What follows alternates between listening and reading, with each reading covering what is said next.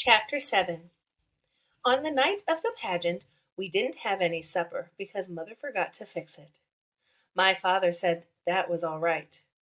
Between Mrs. Armstrong's telephone calls and the pageant rehearsals, he didn't expect supper anymore. When it's all over, he said, we'll go someplace and have hamburgers. But Mother said when it was all over, she might want to go someplace and hide. We've never once gone through the whole thing, she said. I don't know what's going to happen. It may be the first Christmas pageant in history where Joseph and the wise men get in a fight and Mary runs away with the baby. She might be right, I thought, and I wondered what all of us in the angel choir ought to do in case that happened. It would be dumb for us to just to stand there singing about the Holy Infant if Mary had run off with him. But nothing seemed very different at first.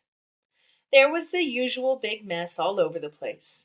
Baby angels getting poked in the eye by other baby angels' wings, and grumpy shepherds stumbling over their bathrobes. The spotlight swooped back and forth and up and down till it made you sick at your stomach to look at it. And, as usual, whoever was playing the piano pitched Away in a Manger so high we could barely hear it, let alone sing it. My father says Away in a Manger always starts out sounding like a closet full of mice. But everything settled down, and at 7:30 the pageant began. While we sang Away in a Manger, the ushers lit candles all around the church, and the spotlight came on to be the star. So you really had to know the words to Away in a Manger because you couldn't see anything, not even Alice Wendlick's Vaseline eyelids.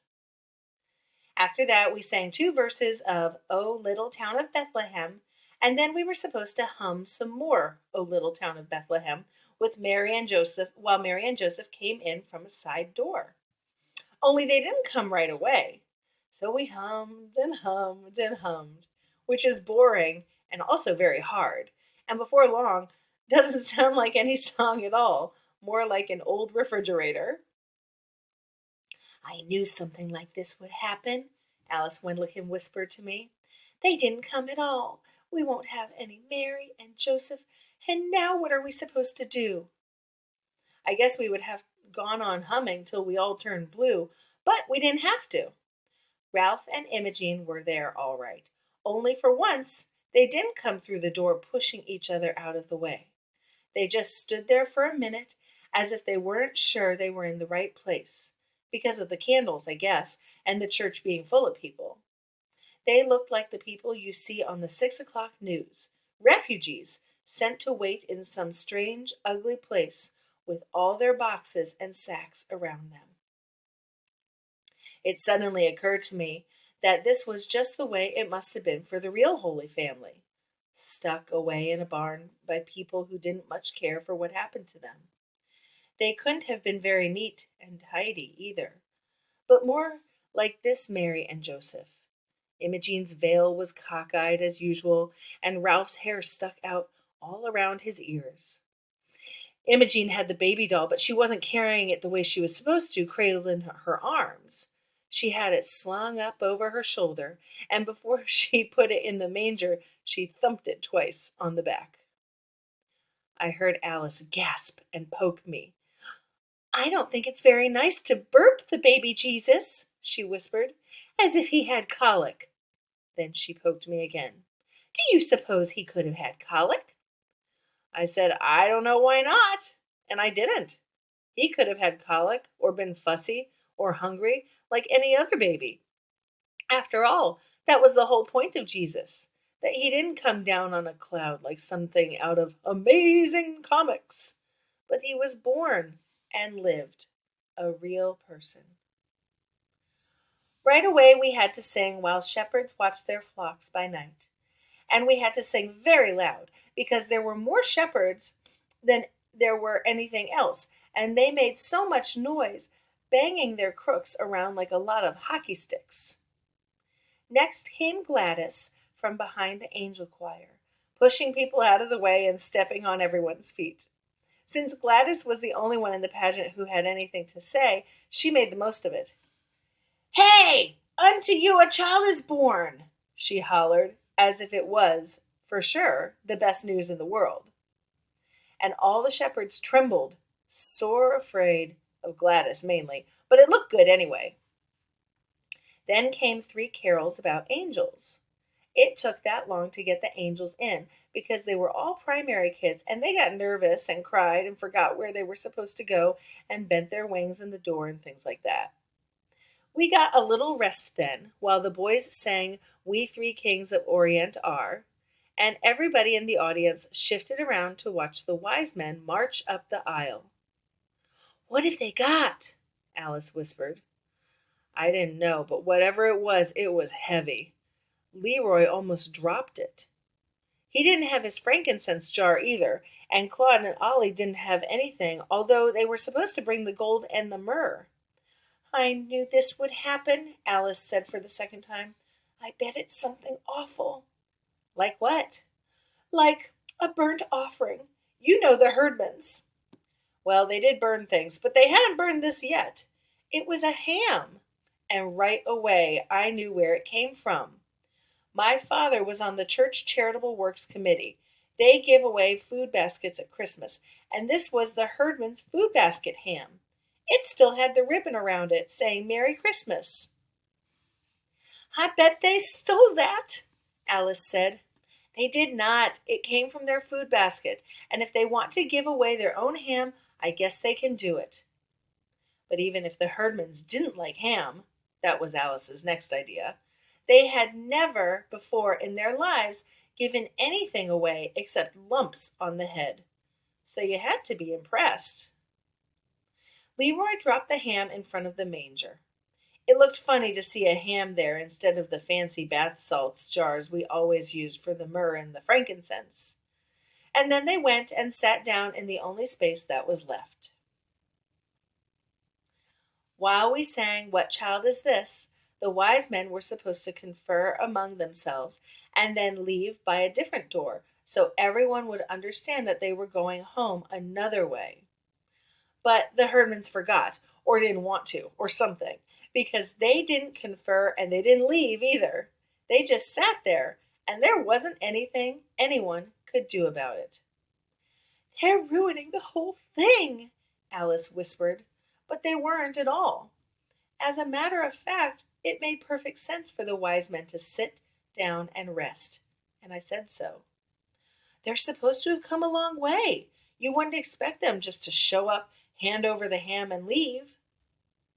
As for ruining the whole thing, it seemed to me that the Herdmans had improved the pageant a lot, just by doing what came naturally, like burping the baby, for instance, or thinking a ham would make a better present than a lot of perfumed oil.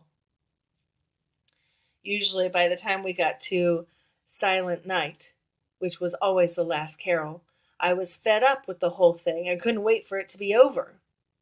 But I didn't feel like that. I didn't feel that way this time. I almost wished for the pageant to go on, with the Herdmans in charge, to see what else they would do that was different.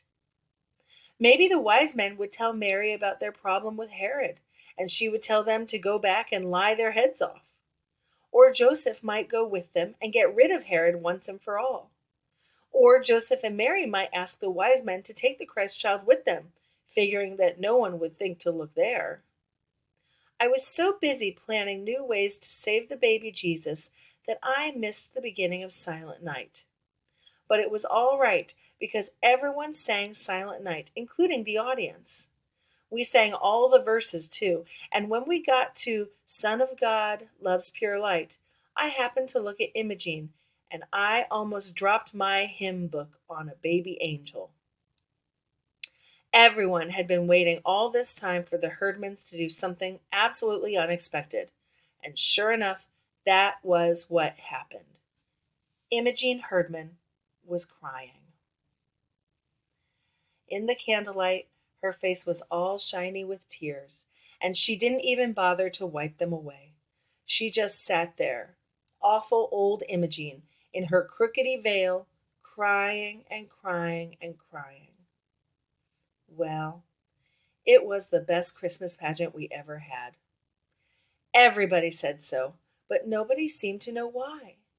When it was over, people stood around the lobby of the church talking about what was different this year. There was something special, everyone said. They couldn't put their finger on it. Mrs. Wendlican said, "Well, Mary, the mother of Jesus, had a black eye. That was something special, but only what you might expect," she added. She meant that it was the most natural thing in the world for a herdman to have a black eye. But actually, nobody hit Imogene, and she didn't hit anyone else. Her eye wasn't really black either, just all puffy and swollen. She had walked into the corner of the choir robe cabinet in a kind of daze, as if she had just caught on to the idea of God and the wonder of Christmas. And this was the funny thing about it all. For years, I'd thought about the wonder of Christmas and the mystery of Jesus' birth, and never really understood it. But now, because of the Herdmans, it didn't seem so mysterious after all. When Imogene had asked me what the pageant was about, I told her it was about Jesus. But that was just part of it. It was about a new baby and his mother and father who were in a lot of trouble. No money, no place to go, no doctor, nobody they knew. And then, arriving from the East, like my uncle from New Jersey, some rich friends. But Imogene, I guess, didn't see it that way. Christmas just came over her all at once, like a case of chills and fever. And so she was crying and walking into the furniture. Afterward, there were candy canes and little tiny testaments for everyone, and a poinsettia plant for my mother from the whole Sunday school. We put the costumes away and folded up the collapsible manger, and just before we left, my father snuffed out the last of the tall, white candles.